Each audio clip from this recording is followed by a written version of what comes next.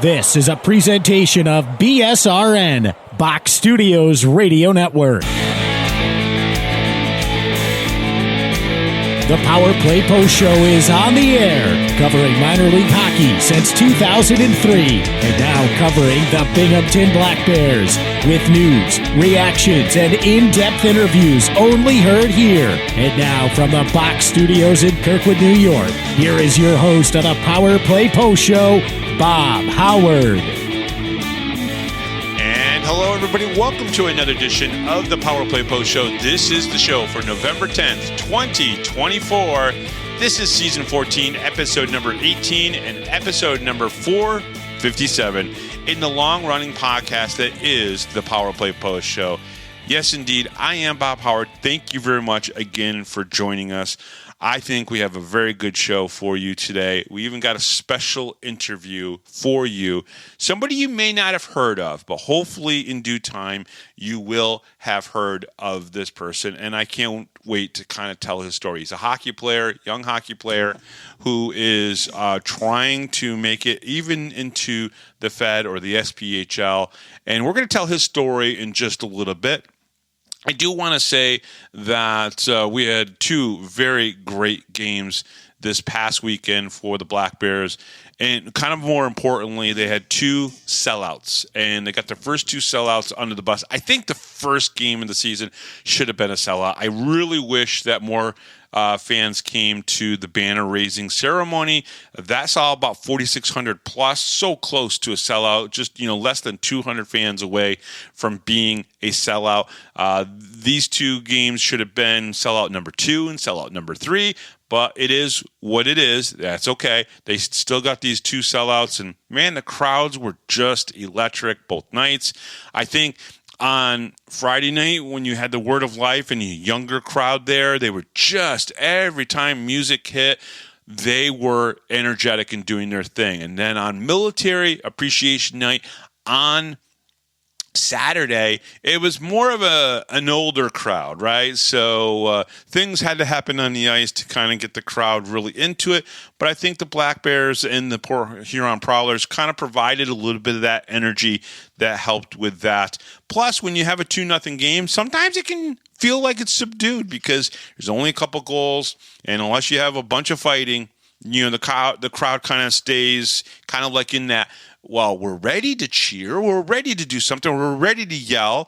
But on Saturday, there was some booing of a player who came down from the SPHL, Moulet, who, a very controversial player, somebody who did something in the SPHL that got him kind of indefinitely kind of banned from there, and he's come down to the Fed to play with the Prowlers, and I know the Prowlers looked into the situation, and they felt comfortable bringing him in. And the Binghamton fans, this is what they do, okay? They find out, they know who you are, they study their opponents, and they booed him. And it kind of brought me back a little bit to the atmosphere of the 80s and the 90s when the Whalers and the Rangers fans would kind of like really give it to the Hershey Bears. They would really give it to the Rochester Americans. And it was a lot of fun to see that kind of like in place a little bit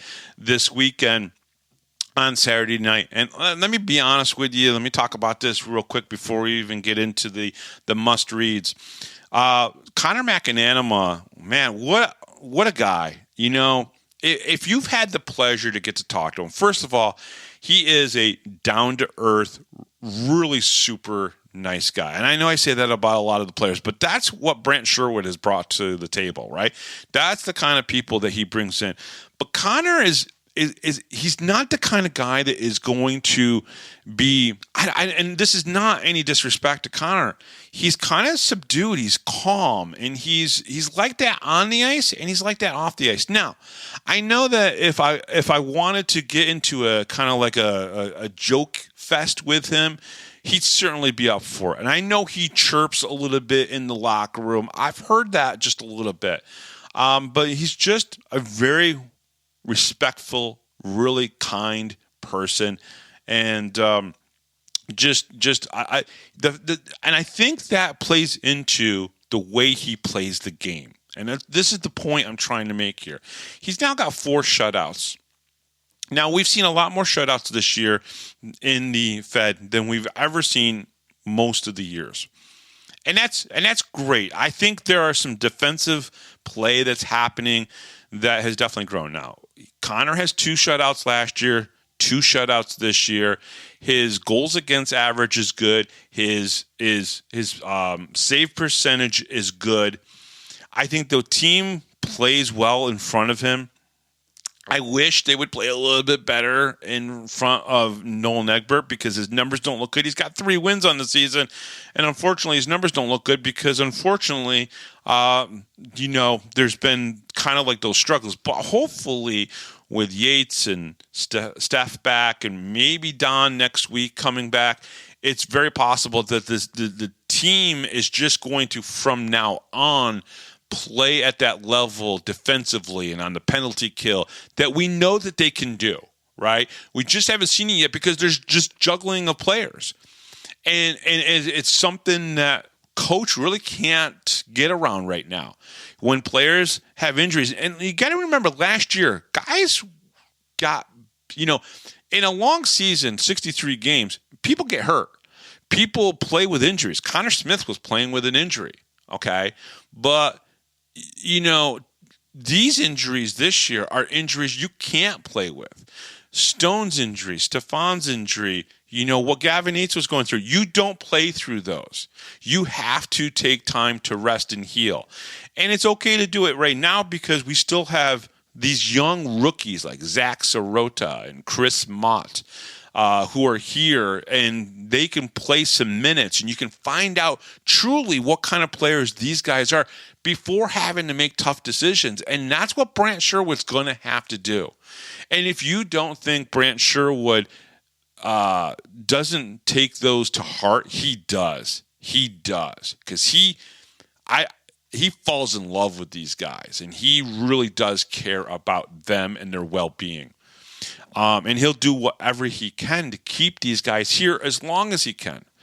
But this weekend, again, Connor had, his second shutout of the season. He played well, and I'm really impressed with him. And it's always a pleasure to see him.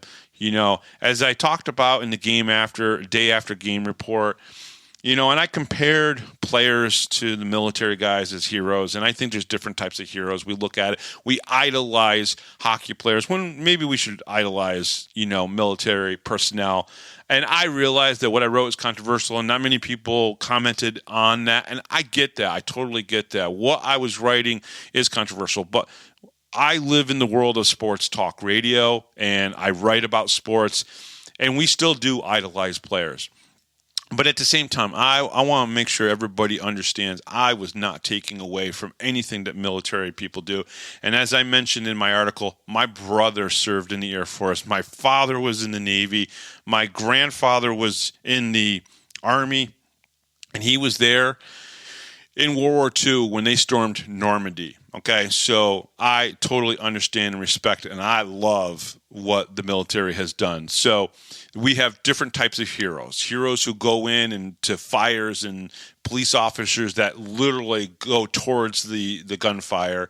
And then we have military men. And then, of course, we still have heroes that we can idolize because they take us away from the struggles of the real world or the pressures or the stressors. And we go to the games and we cheer them on, and we love them so much.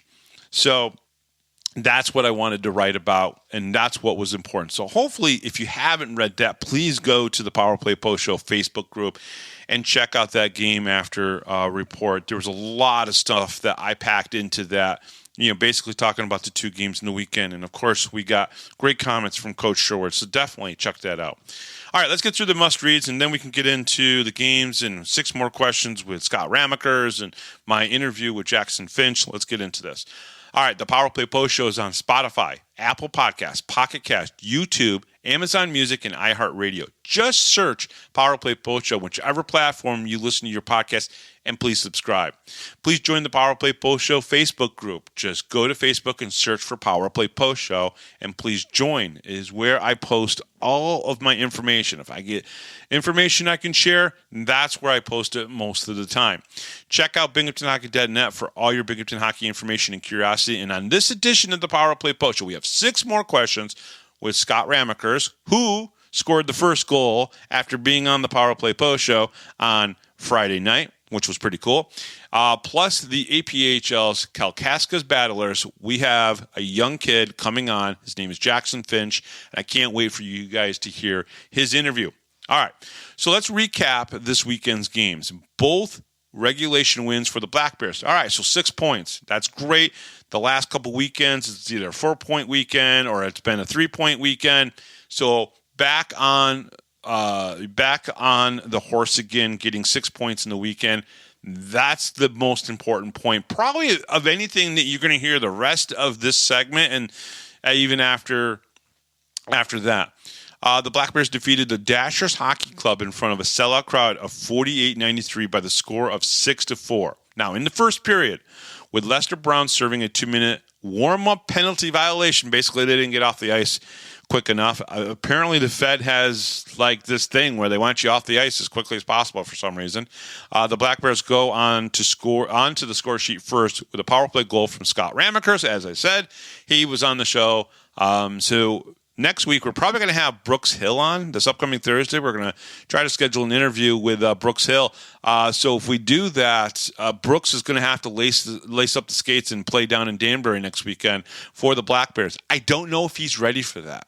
Brooks, you better get ready for that. On the Black Bears' second power play, Austin Thompson scored a man-up goal to give the Black Bears a 2-goal lead with just 4:35 left to go in the first period. Black Bears looked good in that first period. You know, I think they came out with the right amount of energy. They capitalized on 2 power plays, which I thought was good. With Captain Tyson Kirkby in the sin bin for roughing, the Dashers get a power play goal to get this game to within 1 off the stick of Lester Brown. So he was in the penalty box for the penalty. For the warm-up penalty, but then he gets that just 36 seconds left to go in the period. All right, so let's talk a little bit about this first period a little bit more. The Dashers did get off the ice quick enough during warm-ups, so they were assessed the 2-minute penalty, which led to the Ramaekers power play goal. The Black Bears scored on both of their power play opportunities during the Dashers power play, in which they scored. The Black Bears' Cameron Clark had a shorthanded chance. He had a great pass to Dakota Bond, who almost got the puck past Parker Rutherford. So, you know, the Black Bears are trying to improve their penalty kill, and you can see that a little bit as Cameron Clark and, you know, Dakota Bond worked well together. And that happened also on Saturday's game, too, with Dakota Bond and Tyson Kirkby. Right? Dakota came in and just made a great play in the offensive zone, shorthanded, and, well, actually not shorthanded, 5-on-5, and then Tyson Kirkby cleaned it up. But but it was an odd man rush, and again, just that's what we're looking for, more of those kind of opportunities. And the Black Bears definitely got them this past weekend. Black Bears outshot the Dashers in the first period, 15-12. All right, now in the second period, with Jamie Bussell in the box for roughing, the Dashers scored another power play goal, tying the game up at 2 goals apiece off the stick of Jacob Gagnon at the 10:37 mark of the middle period. Now, what's interesting about this is now you've had 4 goals in the game, all 4 goals on special teams. After the Dashers' power play goal, the Black Bears picked up the speed and intensity, which led to Cameron Clark scoring a goal, giving the Black Bears a 3-2 lead with 6:25 left to go in the period. Now, the Gagnon goal was at 10:37. The Black Bears scored with 6:25 left. You could see a change in the team after they tied up the game. I'm telling you, it was very visible to me. The intensity just changed almost immediately. The Black Bears, and it really, honestly, I'll be honest with you, it started with the captain, Tyson Kirkby. It really did. Okay, the Black Bears buzzing got another goal before the end of the period off the stick of Captain Tyson Kirkby, who cleaned up a Scott Ramaekers shot off of Parker Rutherford, who made the save, but then Tyson got it in there with 2:14 left to go in the second period.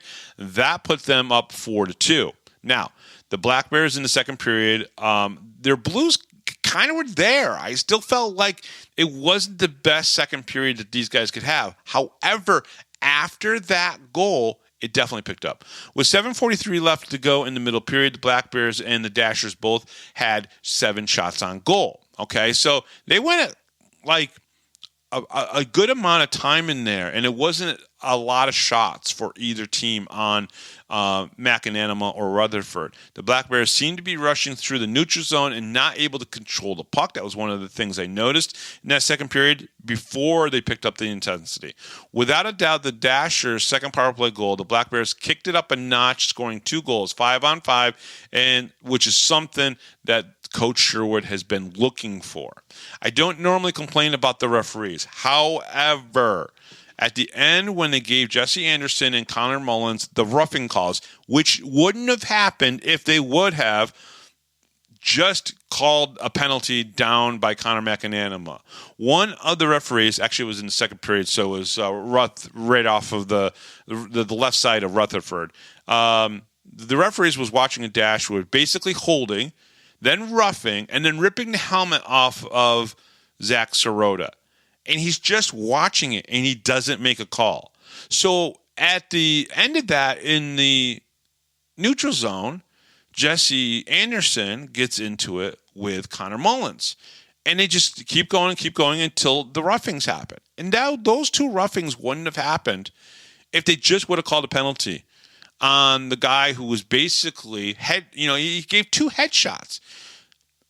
2 headshots to Zach Sirota. No call.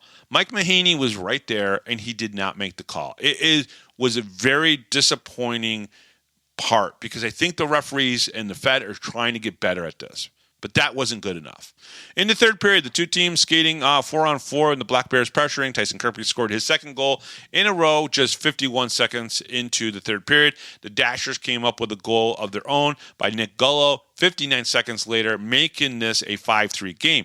After an odd shot that went underneath the Black Bears netminder Nolan Egbert, the Dashers draw this game down to a 1-goal game off the stick of Zachary DeMars at the 7:58 mark of the third period. Then Tyson Kirkby got the hat trick to make this a 6-4 win for the Black Bears. That was an empty net goal. Now, here are my third period, basically my finals notes. The captain with the hat trick tonight, that was the second hat trick of the season. Austin Thompson had the first of the season. And like I said, I think in the last 23 minutes, basically Tyson Kirkby said, this is my effing game, and I'm going to basically take this over. And that's what he did. He basically dominated the play every time he was out there in those last 23 minutes of the game. On the positive side of things, that was 3 points for the Black Bears in no overtime. Very much had to point that out. The Black Bears scored and started to look better on 5-on-5, which is important to Brent Sherwood. I like to play CJ Stubbs. He's definitely going to set people up for goals. He will be an assist machine. Black Bears outshot the Dashers 50-33. That's typical for the Black Bears. And Rutherford had 2 incredible saves in the third period. He had at times had to make big saves for the Dashers, and he did. The Black Bears don't give up, even if they have 5 bad minutes. And we've seen it, or 10 bad minutes. We've seen that, or a bad period. They can regroup during a timeout or an intermission. This is something that we've seen last year, and we're starting to see it again this year. They have bad moments, they come back. And they don't dwell in those moments. And somehow Sherwood, whether it be in an intermission or during a timeout, just gets through to these guys. And sometimes it's Tyson Kirkby who basically steps up and basically, gets the team going. So that was the first game on Friday night. It was a 6-4 win for the Black Bears.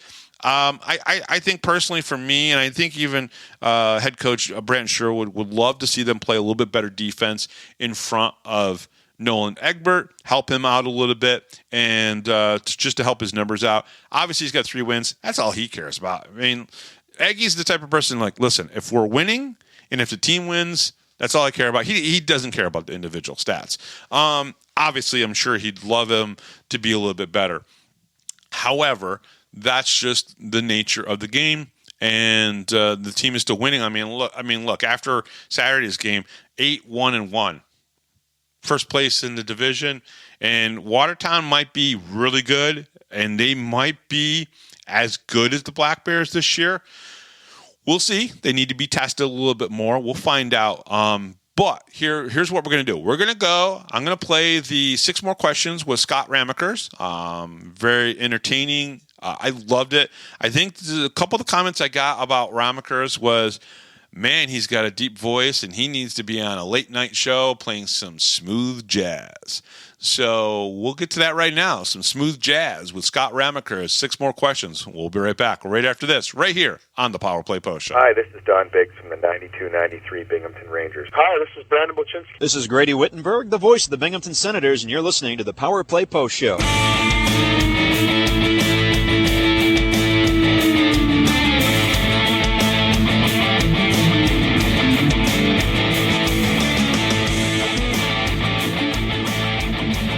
Here is another Power Play Post Show interview exclusive with Bob Howard. All right, welcome back, everybody, to the Power Play Post Show. 6 more questions with Scott Ramaekers. Scott, you ready for these?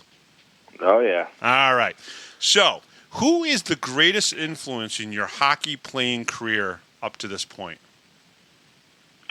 My playing career? Yeah. I mean, my parents, but when it comes to, like, on-ice stuff, Nick Tuzzolino's, he was a big part of it. I mean, Joe Marslek was my youth coach growing up. He taught me all the fundamentals and systems and stuff like that. When it comes, like, personally, Nick Tuzzolino's brother, Tony, was our assistant coach.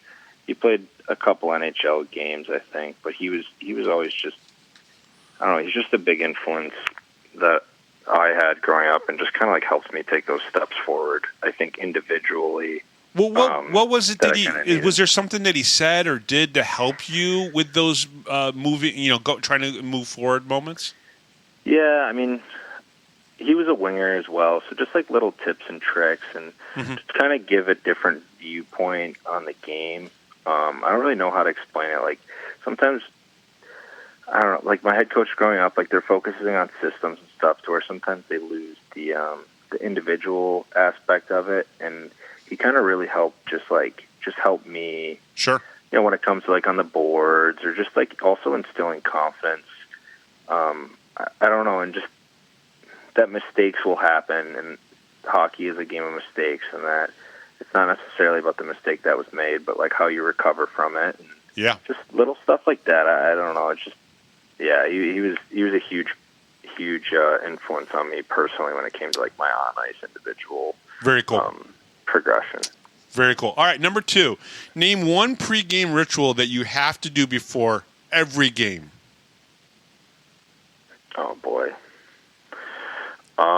I know hockey players. They all have rituals. They all have something that they do before a game. What's the one thing that you do?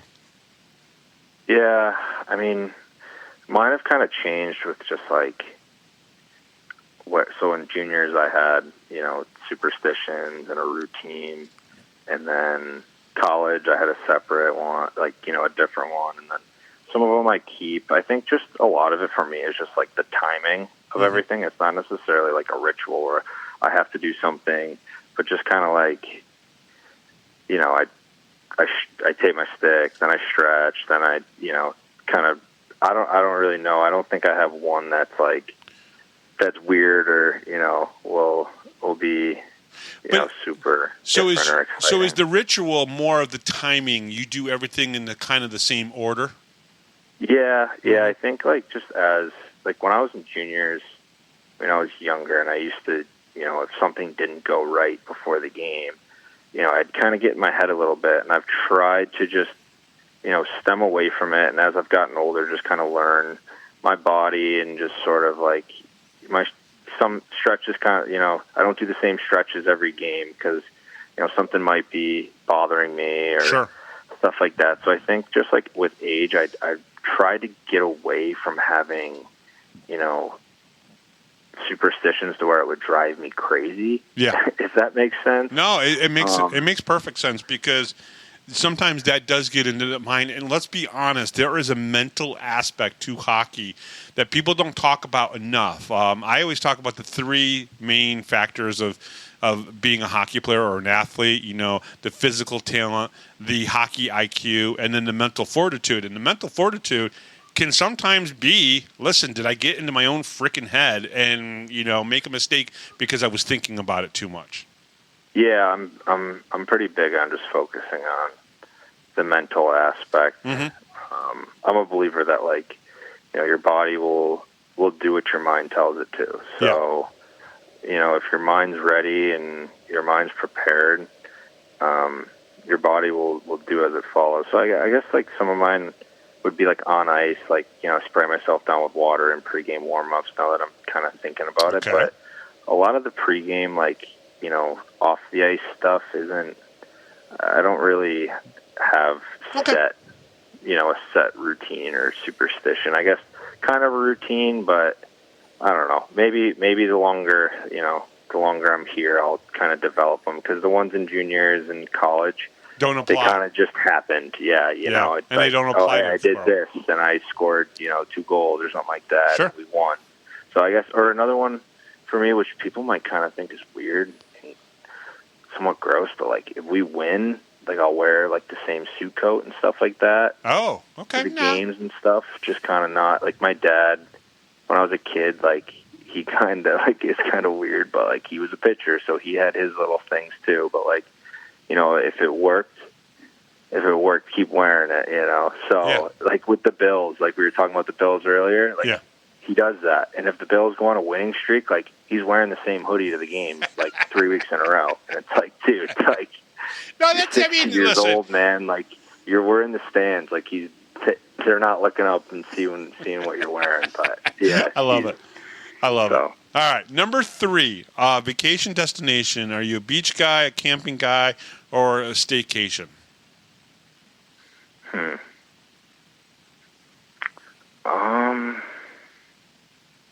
Which is funny because you got beaches right to the left of where you grew up on Lake Erie. Yeah, I know, and this might be weird, but I don't really care for the beach that much. Fair enough. My vacation would be going somewhere warm and just playing a nice golf course or something like that. I don't know. I get kind of bored on the beach, and my friends at home make fun of me. I don't really love the sand. I know it's kind of a weird thing, but yeah, I don't know. I'd rather either go play around a golf or go sit on a boat somewhere and have a couple beers and hang out with friends and stuff like that. Well, we'll accept that answer. Okay, I think I know number 4, the answer to number 4, but I'll let you answer it. Outside of hockey, MLB, NBA, NFL, MLS, or PGA, what is your go-to sport? I got to imagine with all the Bills talk, it's got to be the NFL. Yeah, NFL. PGA is close. I've been to where I went to the PGA Championship at Oak Hill when it was up there in Rochester. That was cool. I'm trying to figure out a way to get to the Ryder Cup when it's in Bethpage. But cool. Yep. Yeah. So NFL for sure. As I've gotten older, I've gotten more into golf, and with the football season ending, I need something like football and hockey end. I need something else to watch. So. Absolutely. All right, number 5. If you were picking a movie, would it be a comedy, a drama, sci-fi, romantic, or horror? Not horror. Oh. I cannot stand horror movies. Okay. Probably comedy. Yeah. Okay. Yeah, you have a favorite? Comedy. You have a favorite comedy movie out there? Yeah, I mean, anything Adam Sandler, like Happy Gilmore, is like one of my favorite movies. Absolutely. Yeah, I've seen that movie a ton. By the way, the price is wrong. I just love that scene there. The whole thing with Bob Barker is just awesome.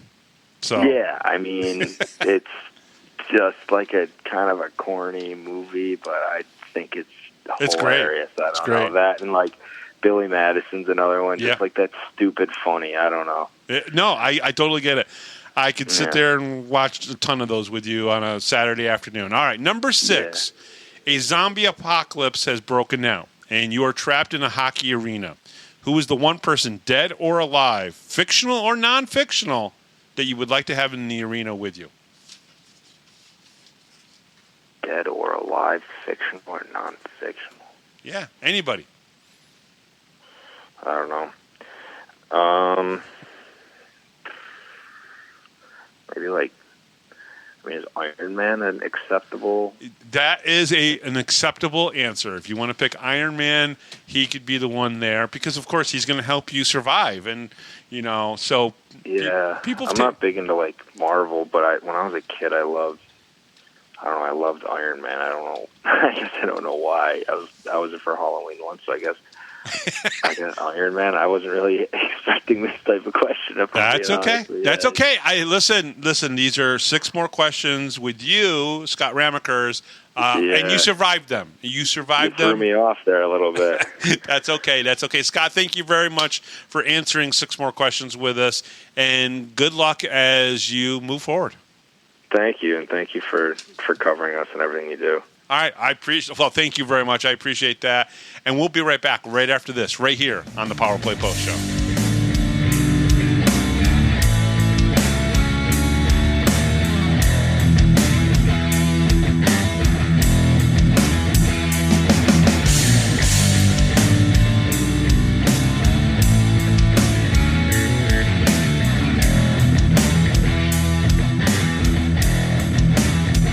If you're a Binghamton hockey fan, then you need to check out binghamtonhockey.net for all your news, stats, information, the Binghamton Hockey Hall of Fame, top 10 lists, profiles, and so much more. That's binghamtonhockey.net.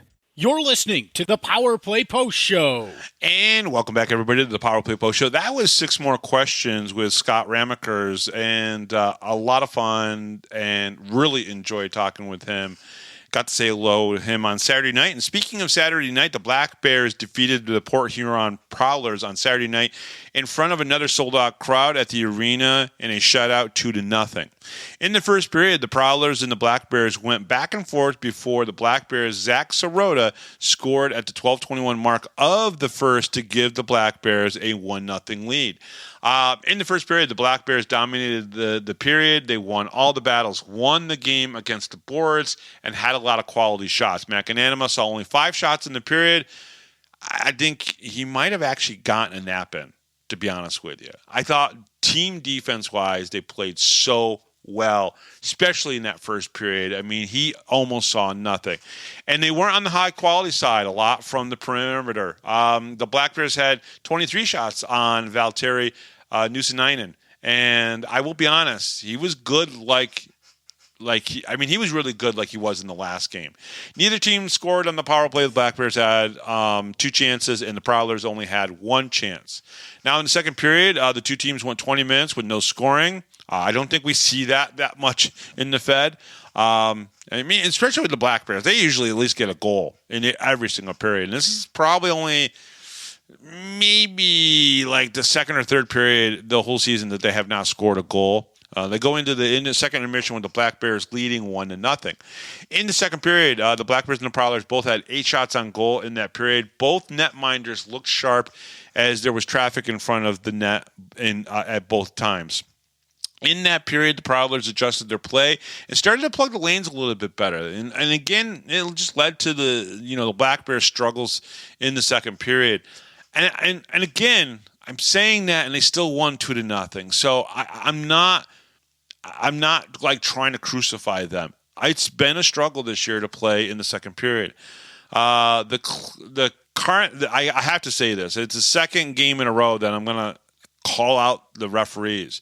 And I think Tyson was arguing this call, or at least discussing it with the referees. The Cameron Clark tripping call, that was a phantom call. Putting a stick up next to a guy, and I don't even know if the stick actually touched the guy, is not tripping. It's not.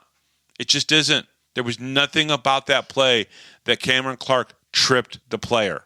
Sorry. But as referees seem to do, they made up for it with a slashing that was a makeup call that they called shortly afterwards. Slashing was more of a real call versus the tripping call on Cam Clark. But I'm telling you right now, two really confusing calls. I think Andrew Sullivan was in both games, but Mike Mahoney was the guy who kind of missed it in the one game and on Friday night. And then Cam Clark, the tripping call, that just was a bad call. It really was. Both teams had good chances on the power play, but neither could capitalize. Okay.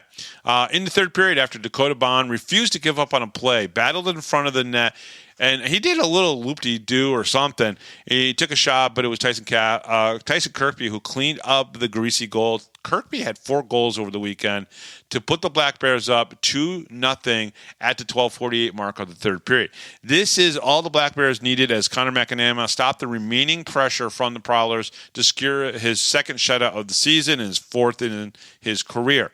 In the third period, my notes give credit to where credit is due. Both Tyson Kirkby and Dakota Bond worked their tails off for that second goal of the game, and it's an important insurance goal. If it's 1-0 going into those last couple minutes, you really give the Prowlers a chance. And let me tell you right now, Matt Graham's team is a good team that's just missing something. That's all I'm going to say. And I know I've kind of thrown Matt Graham into a player should not be coached and stuff. However, they showed me something in that game. They did not quit at all in that game, and Matt Graham should be proud of his team even though they lost 2-0. I love this game.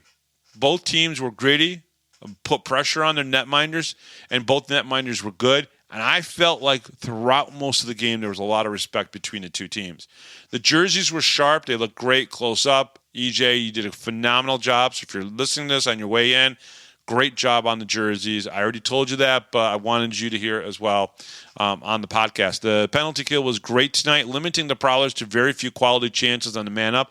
I think I counted the shots in a couple of the power plays, and there was like one shot per power play. That's pretty good. That's starting to get into that. Through 10 games this season, the Black Bears are now 8-1-1. Excellent results through 10 games, even though the Bears have not played their best hockey yet. They know it. I know it. I think the fans know it, and Coach Sherwood definitely knows it. Another shout-out for McNamara, his 4th in his career and his 2nd in the season. He is starting to cement himself as the best netminder in Black Bears franchise history, and I believe I will have this information on Thursday. I believe he will set more franchise highs. I believe he'll get the minutes. He'll have the franchise history in minutes. He'll take that over Owen Liskowitz. And I believe potentially games played. But I have to run the numbers. I'll have that for Thursday for sure. Now kudos to the Black Bears fans for the jersey auction results. You guys are amazing. Over $24,000 will be going to a very good cause, Toys for Tots. So phenomenal job. I think the Black Bears did a great job. EJ did on designing the jerseys. Brooks Hill, you did a great job doing the auction. You probably don't get enough credit for doing that, but you really are coming into your own for doing those kind of really cool special things. Listen, they got 2 wins this weekend, 6 points. I think they played okay and good on Friday, but they played very well on Saturday, and I think Port Huron came in and did the best they could. Now, I want to bring this up one more time. I talked about it on Saturday. Throughout the day, you saw a post. I posted on Minor Pro Hockey, but I want to read this to you completely. The Black Bears, by far, have one of the best equipment managers in all of minor league hockey. His name is Dylan Konecki. He's been on the show here, so you know who he is. He is from the Southern Tier. We all know he works hard sewing the new nameplates on jerseys or washing the players, everything, and the Black Bears know how amazing he is. However, on this weekend, I found out that Dashers Hockey Club and the Port Huron Prowlers did not travel with an equipment manager. And Dylan did the work of 2, I guess you could say 3 teams this weekend. Of course, he had help. What I want you to know also about Dylan, he's an expected father. Congratulations. I can't wait for you and Darren to become parents and spend so much time away from his home for the love and the dedication to this profession of being an equipment manager. Whether it is the Black Bears, the Dashers, or the Prowlers, Dylan washed their uniforms, set up the visitors in the home locker room, and helped the Dashers get organized even. He also, for a small fee, sharpened 8 pairs of skates for the Dashers players. That one bugs me a little bit. Not that he did it, but that he had to do it. I don't know. I don't know why that bothers me, and it almost wants me to go down a tangent, but it's not about me. Yes, on Friday, the Prowlers practiced in Hudson Valley. He even washed those clothes, those practice clothes, so they didn't have to do that when they got back to Michigan on probably Sunday morning at some point. He was there at the arena last night until 2:30 a.m., and he was back at the arena at 8:30 a.m. The pictures that I posted show all of his hard work and dedication. Special note, he had his three helpers, Aiden, John, and Chris, all helped in this. These guys are awesome. Understand that he and his team didn't have to do any of this for the 2 visiting teams, but they did it. People can say whatever they want about Binghamton, the Black Bears, our fans, or our hockey history. But Dylan and his team are an amazing example of how awesome hockey is in Binghamton, New York. There is a reason why we have a culture here, why we were called Binghamton or Hockey Town USA by the Hockey News back in the 70s. And to me, that label still sticks. The Dashers and the Prowlers players know that when they come to Binghamton and Dylan is here, if they need help, they will be taken care of like professional hockey players. Remember, Dylan worked in the AHL here with the Binghamton Devils. He understands how to do this right. Dylan, again, thank you for always giving me access and letting me in on what you do. You're an amazing human being and a true product example of sportsmanship, okay? That doesn't end there, okay? Dylan, you did a great job. I love you, man. I truly, truly do. You are a special person, and I know all the players appreciate you, and not just the Binghamton Black Bears players. And I'll tell you right now, there are some teams and there are some organizations that wouldn't have done that for other people. But I want to give a shout out to Brooks Hill and the Binghamton Black Bears for providing a portable soundboard. Now, this is from Gary Ryan, okay? Gary Ryan, brought this to my attention. I didn't know about this, and he posted it. So I'm kind of reading some of his stuff here, okay? Shout out to Brooks Hill and the Binghamton Black Bears for providing a portable soundboard Friday night to Devin Dubik in the Dashers Hockey Club, who did not have one of their own. So Devin could broadcast the game on YouTube for the Dashers fans. Sorry? That's awesome. Totally cool by Brooks. Inspired by this, Gary is donating a soundboard to Devin, and he hopes that this will help him be successful as possible. That's awesome. I personally was happy to meet broadcasters, both Devin Dubik and from the Dashers Hockey Club, and Will Wiggleman. Hopefully I said that right. I'm pretty sure I did. From the Port Huron Prowlers. I went over and I introduced myself, and I hope to have both on the show in the future. Look out for that. I know Will and I talked about maybe having him on the week before they come back to town in December. So I'll probably get Will on that week so we can talk to him, okay? But I got to be honest with you folks. If you don't know about it, Brooks made sure that the Dashers radio guy, he lended a hand. That's what the Broadcaster of the Year guy does. We'll talk to Brooks about that in a couple days, and you guys will get to hear that on Thursday. I want to kind of have him talk about that a little bit because I think that is awesome.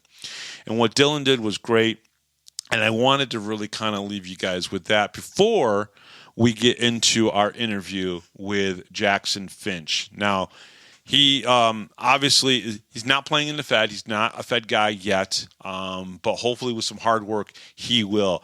Right now, he's playing with the Kalkaska Battlers of the APHL, which is the league that the owners of the Hudson Valley Venom have a APHL team as well called the Vipers.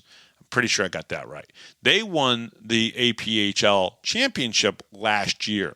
So this is the same league. This is the league that's kind of trying to cement themselves as the league just below the Fed, and they're hoping that they can get players to come in there that can go up and play in the Fed. And I believe a Viper, I think, played this past weekend for the Venom. So, or they signed somebody from the Vipers to the Venom.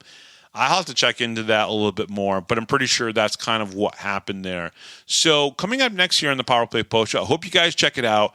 He is Jackson Finch from the Battlers of the APHL, and we'll be right back right after this, right here on the Power Play Post Show. You're listening to the Power Play Post Show.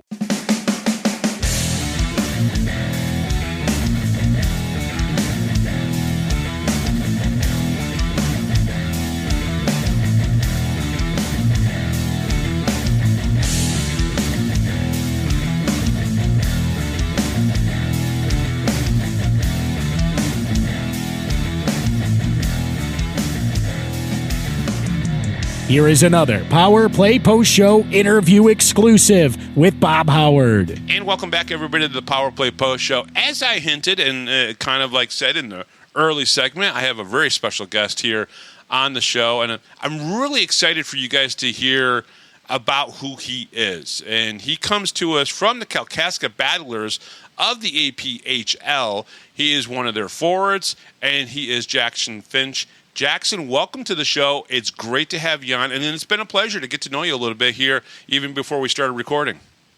Great to be here. It's a pleasure to get to know you as well. Thank you for the opportunity. Absolutely. Jackson, first of all, I want to bring the attention to everybody.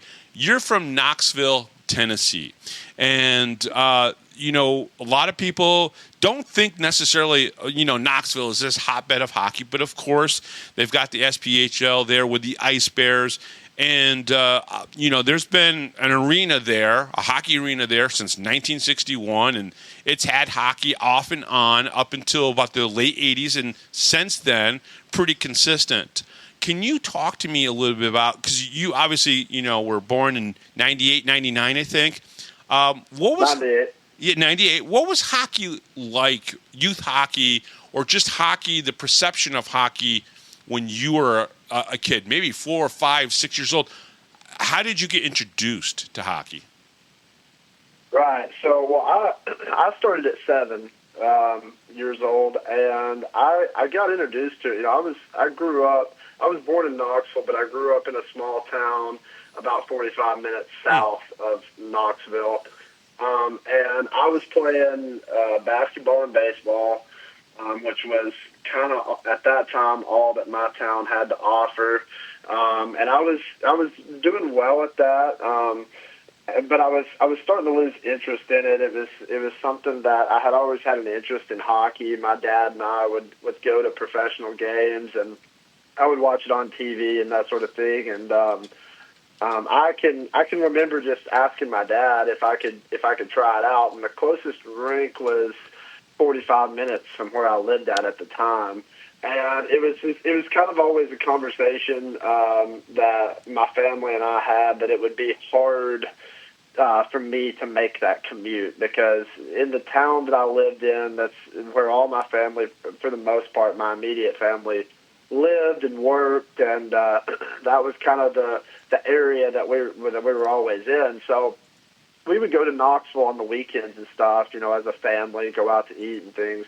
But as far as commuting there on a daily or almost daily basis throughout the week and on the weekends was always kind of a question that was asked, like, is this going to be something that we can do? And you know, for a while, it was always kind of like, yeah, this is not something that we can do. And I just kind of kept asking, and my parents kind of saw that I was losing interest in basketball and baseball, and they knew that I was an active kid. I was always outside doing stuff and fishing and running around, riding four-wheelers and things. So I never really was inside a lot, and I never really was, you know, not an active kid. So they finally gave me the opportunity to go try it one day. And so I went up there, and my dad, he helped me get all my gear. This was on like a random Tuesday. So he called me, and he's like, I've been thinking about this. It was after school one day.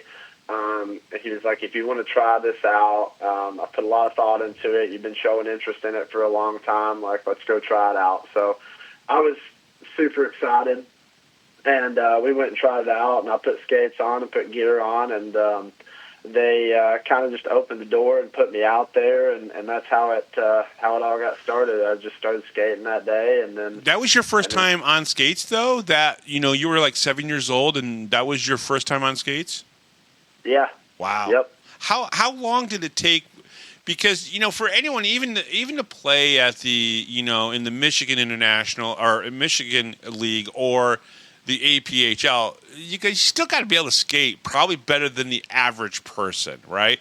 So how long did it take for you to really kind of get acclimated and start having, the ability to skate well?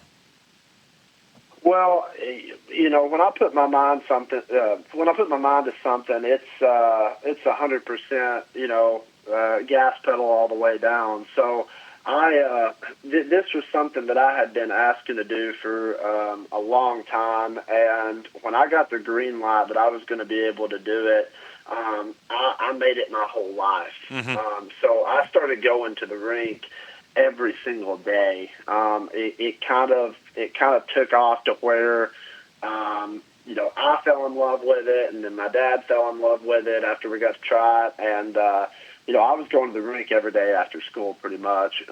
Was there one close? Was there one close enough? It was 45 minutes. Wow! So I would drive 45 minutes there and 45 minutes back every single day, and I got enrolled in this program called Cross Ice, and it's basically a development camp for inexperienced kids that are just trying to learn how to play and see if they're interested in it, and that's what I got enrolled in, and it's a program that typically lasts several months, but because I went there and I really put my nose to the grindstone and made that the number one priority in my life,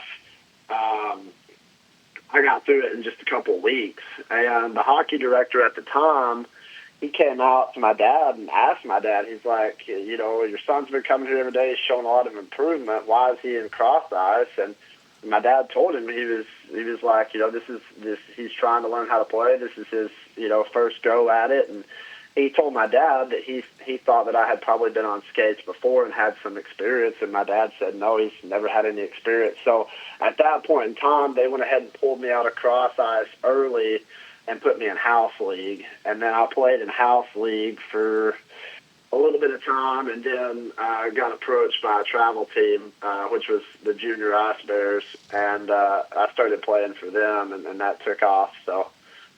So you were traveling. The 45 minutes that you were traveling was really to Knoxville, right? To get the ice time, to get the that.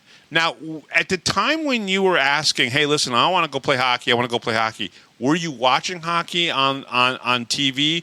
Did you have a team? Was it the Preds that were your team at the time? Yeah, so I've always been a huge fan of the Preds, and I've always been a huge fan of the Penguins, and I would watch it on TV, and then my dad and we would go to some of the Ice Bear games, and we went to a couple NHL games as well, and but yeah, I was just watching a lot of it on TV and had a big interest in it from there, and really wanted to try it. So now, one of the things that usually happens, and maybe probably happens in the bigger cities, probably even in Knoxville, but you were 45 minutes away. A lot of kids play because their friends played. So I'm guessing that you made the choice that you wanted to play hockey, and you weren't playing with any of your friends from your hometown, basically. No, I was the only one to play, and when I went up there to the rink, I didn't know anybody. Everybody else had kind of already been acquainted or had been hanging out around the rink for some odd time, but I didn't know anybody. So yeah, I was definitely the only one that played from there, and then I made friends along the way. Sure. But yeah, I made that drive pretty much every single day. We would go up. I would leave school, get picked up, and we would go up there in the evening times, and I would do my homework and stuff on the way, and eat dinner on the way, and I'd go play, and I would usually play or practice for 2 or 3 hours a night through the week, and then play on the weekends as well. Whether I was gone traveling with a team or whether I was practicing. So, I was pretty much on every single day, and it's pretty much how I am to this day. But we would go, one big thing that I think really set me apart was, for most of the time, the kids would go, 3 or 4 days a week, and then that would kind of be it. And they had other avenues of life, right? Like they were, playing other sports or doing this or doing that. And me, like, I pretty much had dropped everything just to do hockey. So, like, even in public skates, like, we would go up, I would leave school on a Friday, and instead of going to, like, a Friday night football game or a dance at the school or something like that, I would go to public sessions at the rink. And instead of just, skating around the public sessions to the music with, a girl or with some buddies or whatever, my dad would be there and I would be there, and we would be treating that like a practice. So I would be doing crossovers, on the circles. I would be doing backwards transitions in between the blue lines. There was times I set up cones and did stuff when I was allowed. So it kind of depended on who was there, running it. But yeah, so I did that, and I pretty much dedicated everything I had to it, and still do to this day. So it's very interesting because you're in a part of the country where hockey probably had a very slow growth. The Preds were obviously slowly growing and trying to kind of like get their imprint into much of the state. And you were even 45 miles away or 45 minutes away from, the closest city that had a pro team. What kept the drive going for you? Because it's a lot to ask a family member, to drive you 45 minutes every single day to get ice time. Even here in Binghamton, even though I played travel, it was more of there still was ice time here in the Binghamton area where I was very close to. So what kept the drive for you going? What turned you on to love hockey so much that you were able to convince your family to be able to do that? Because a lot of people outside of hockey fans know is that family is one of the biggest reasons why a hockey player makes it or doesn't make it, or gets to play or doesn't get to play, because in so many cases, you can play baseball almost anywhere. You can play football almost anywhere. As long as you got a flat surface, you can play basketball almost anywhere, right? Which means almost any town, city, or hamlet in this country, you can play any one of those three sports. Hockey's a different story there, and soccer's the same way with those other three sports, right? You can play it almost anywhere. Hockey's a different sport. The drive to be able to do it, where'd that come from? Oh, well, I mean, like I said, I had that huge interest in. I had a spark, and when I make a decision to do something, no matter what it is, I do enough research and enough. I put enough thought into it to make sure that whatever decision that I'm making is what I really want to do. Because one of my mottos is never quit, and I've never wanted to get involved in something that I'm just kind of like, I might enjoy this or I might not. So I knew that it was something that I was going to stick with and that it was something that I was going to do. I'm not really sure that my family thought that it would take off and go as far as it has. I think that at that time, way back when I was 7 years old, putting skates on for the first time, I think that they kind of thought it was just, something to get out of my system, that I would do it for a little bit, and then that would be that. But I think that what really kept the drive going was the success in it, because I moved through cross ice faster than everybody else. I went into house league, moved out of house league faster than anybody else at that rink, and then moved into travel and started traveling, and then it snowballed, and it kept getting bigger and bigger and bigger, and it turned into where I was a 7-year-old kid debating with my family on whether we could make this drive every single day, to not only making the drive every single day, but now playing on a travel team where I'm playing all across the country, almost every single weekend. Yeah, and that's kind of the difficult part for the whole thing, because travel hockey will take you far distances away, and you spend a lot of time in a car. You also told me a little bit that because there isn't a lot of junior hockey or even AAA hockey around where you would be, you had to go to Atlanta a lot of times, and maybe people don't realize, how close Atlanta is to, certain parts of, Tennessee. So that's a trek that you had to make in youth hockey.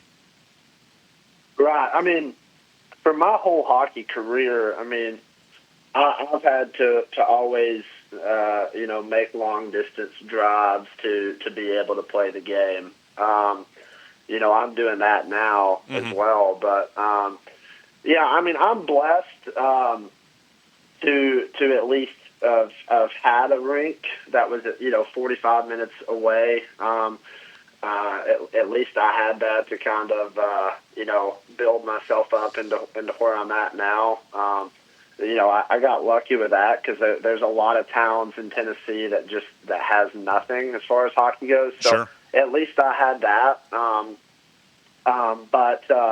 But yeah, I mean, it's something that I've definitely had to put maximum effort into, and I always will, because I love it. It's something that it's the most important thing in my life. So, did you have a favorite Preds flavor or a favorite player?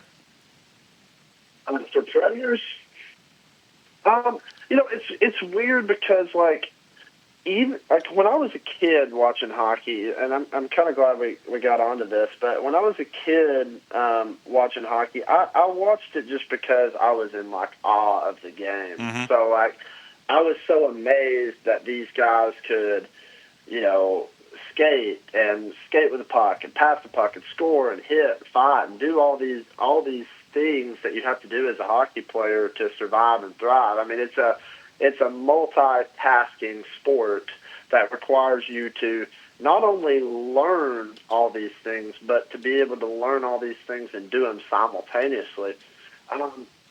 So I always watched it in that sense of awe when I was a kid. But as I got older, and to this day, I study it now. I'll watch the games. I play center primarily, and sometimes I'll play out on the wing if I need to, because I can do that. But I prefer to play center, and so I watch a lot of hockey now to study what different centermen are doing. So if I don't really sit down and watch today a specific team per se. I mean, I'll always have my favorites, but I don't really sit down and watch that specific team and watch a specific player that I'm a fan of. I watch multiple different games to see what multiple different centermen are doing. So, and I watch a lot of highlights as well. So, last year you started playing, obviously in the Michigan League. What got you up to Blue Water to play with the Stars? Because I know there was some time off for you, right? And there was a time when you went to college to get yourself a degree, and you just didn't play. But you obviously got back into it. Talk a little bit about Blue Water. How did you get connected with them to go up there and play? Oh, man. Well, okay. So after I graduated college, I ended up slowly getting back into hockey a little bit. I went out with a friend at the time that I was kind of getting to know a little bit, and they didn't really believe that I played hockey because of where I was at, where I lived at. And, I just graduated college, and so I basically told him, yeah, I play hockey, and, if you want to come out and watch sometime, I'd love to have you come. So they agreed to do that, and I found a drop-in game to go to. This is like when I was just fresh out of college, and I went to a drop-in game, and I paid some odd money to get on. I think it was like, I don't even remember what it was, like $20 or something to play in a drop-in game. And I took them to the drop-in game and did really well in this drop-in game, scored like 12 or 15 goals, something like that. And they were just in awe, and I kind of had started. I was like, man, I need to do something with this. And I had some people coming up to me asking me, do you play professional? Did you play here? Did you play there? And I told them, I was like, I told them where I had played and told them, what I had done. And they're like, you need to play professional hockey. Like, you should. You need to do something. And I was like, okay. And it kind of sparked that back up for me, and it kind of took off there again. And so I started really training super hard. I had a guy that put me in contact to some guys that did some training stuff, and I worked and trained for several months. I hit the gym really hard, hit the ice really hard, and got myself in the best shape possible. And then did some preseason stuff in the SPHL, went to some camps and stuff, and then same in the Federal League, and then ended up in October landing a spot with Blue Water in the Michigan Independence Hockey League, and so I was grateful to that, and I have some people to thank for that. But yeah, I mean, that's kind of how I landed that spot, and I was grateful for it. That's what got my foot into the door for pro hockey. So. Yeah, and I know Blue Water's not playing. I don't think they are this year. But the Michigan Independent Hockey League has really started to kind of take off. And talk to us and the fans, what the level is like, right? Because I know it's a level that is just under the Fed and just under the SP, and that these are players that are going to be able to go from there or from the APHL up to those other leagues. Right. So, yeah, I mean, the competition is, it's unreal. I mean, there is so much talent in both the APHL and the MIHL. It's unreal. And guys, they get called up all the time from these leagues. But yeah, there's a lot of good talent, a lot of good guys out there. And I think that, the biggest thing that the APHL and the MIHL stands on is giving guys an opportunity to make a name for themselves. And, I think that that's something that's really credible and really, honorable. It's a thing that allows guys to show what they can do and get those opportunities, which I'm 100% a fan of. So now, you played obviously 7 games last year for the Stars. What did you learn about yourself playing in that league with those players? Well, so I think there was actually a couple more games than 7. So I was on a commute basis with the Stars last year. I would, go up on certain weekends and play with them and come back on certain weekends and train at home. And that's, what I'm doing now. But, just because there's, so much of a distance, like Kalkaska right now is 14 hours from home, so I make that commute. And then, Blue Water, where we played at last year, was around 12. So it was just a couple hours shy of the distance for this year. But yeah, I mean, like I learned that I can, definitely hang with those guys. Mm-hmm. I learned that, I learned more about the business side of hockey and what it's like to be a player trying to make a name for himself in professional hockey. I learned how to be a professional athlete and what it takes, the day in and day out training and nutritional and textbook type of things that Sure. you have to do to maintain that status and that lifestyle, and it's not easy. And I had an idea, before I went up there and started playing, but it taught me a lot. But I think that the most stuff is what it takes to maintain that lifestyle. So. No, absolutely. What is your goal this year with Kalkaska? What are you hoping happens?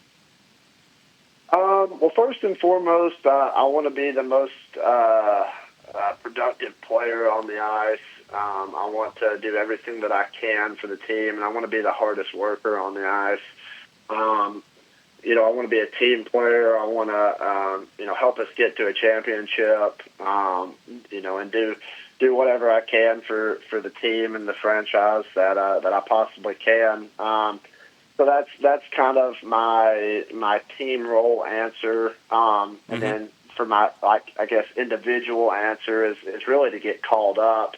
I drive up, 14 hours on the weekends that I'm scheduled to play and drive back, and that's we were talking about 45 minutes being a long distance a little bit ago at the beginning of the show, and now we've went from 45 minutes to 14 hours on a pretty consistent basis. So I'm really trying to get called up, and I've got some opportunities and things that are coming that I'm haven't announced yet, but I'm pretty excited about it. I got some big things coming along the way, so I'm looking forward to that. But yeah, just trying to continue my hockey career and be the best player on and off the ice that I can, and get called up to the highest level I can play. So that's awesome. I appreciate you coming on and telling us your story, because I'm kind of fascinated with the part of the country that you're from. I'm sure that in Knoxville there are young players in youth hockey that has grown just because of the Ice Bears and the success that the Ice Bears have had in Knoxville. And it's very interesting to me that you're even 45 minutes south of Knoxville, and yet you got that bug and you found a way to go and kind of make it a reality. And I think that's pretty cool. Well, and the biggest thing, one of the biggest things is I still train at that rink, that's 45 minutes from where I grew up at. I still train at that rink very, very often. And, I was the first player to start at that rink as a kid, play my entire life there, and then leave that rink and go into professional hockey. That has never been done before, from somebody to start at that specific rink, play there all through their childhood and into their teens, and then go into professional hockey. So, and I think that there's a lot of different reasons for that. But for me, one really important thing that I'm trying to do is set an example for those younger kids in these small towns like where I grew up at, and even the kids in Knoxville that is playing at that rink or at another rink close by, that just because you're in a small town, or just because you're told that you can't do something, or whatever the negative reason may be that you're feeling like you can't do something, it's definitely possible that it can be done, because I've done it. So yeah. I take pride in talking to people and setting that example, like, this can be done, and I'm willing to take a minute and tell you how to do it and what my advice is, and I want to set an example for that youth, and hopefully get some more youth hockey players to graduate out of that rink and around in those areas and actually become professional athletes, because I would love to see hockey grow all together worldwide, but I'd really love to see it grow in these rural areas that it's not your typical everyday thing. So that's awesome. Jackson, thank you very much for coming on. Thanks for helping us tell a little bit of your story. I really appreciate you. Yeah, I really appreciate you too. Thank you so much for the opportunity. Awesome. And we'll be right back right after this, right here on the Power Play Post Show.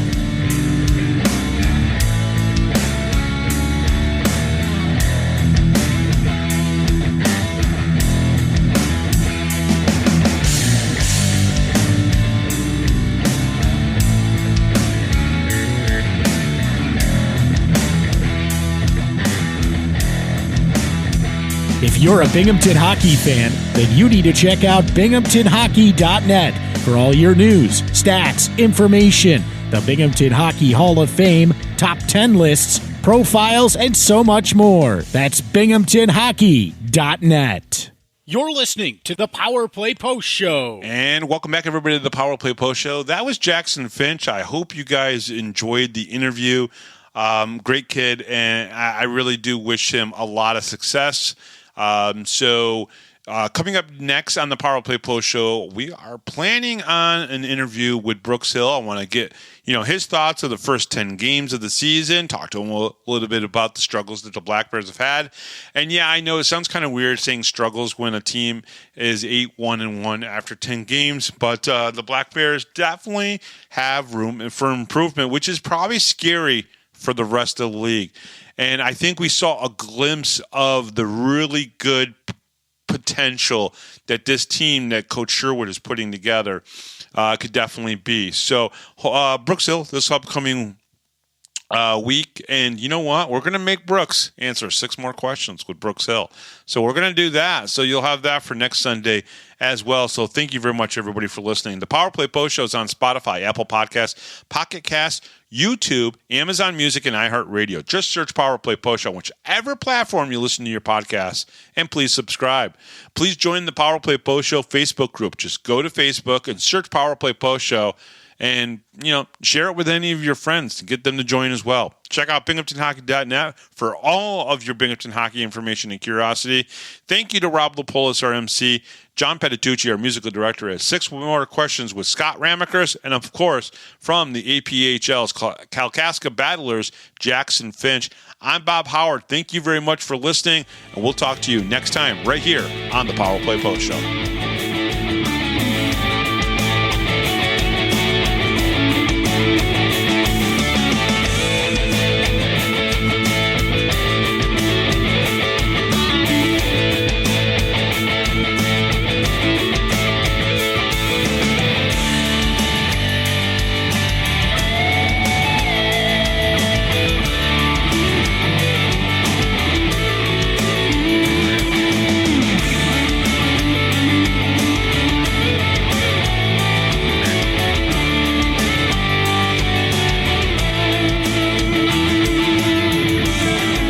Thanks for listening to this edition of the Power Play Post Show.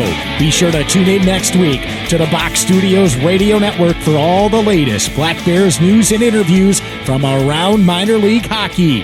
The Power Play Post Show would like to thank John Petitucci for all the music you hear on the show. You've been listening to the Power Play Post Show.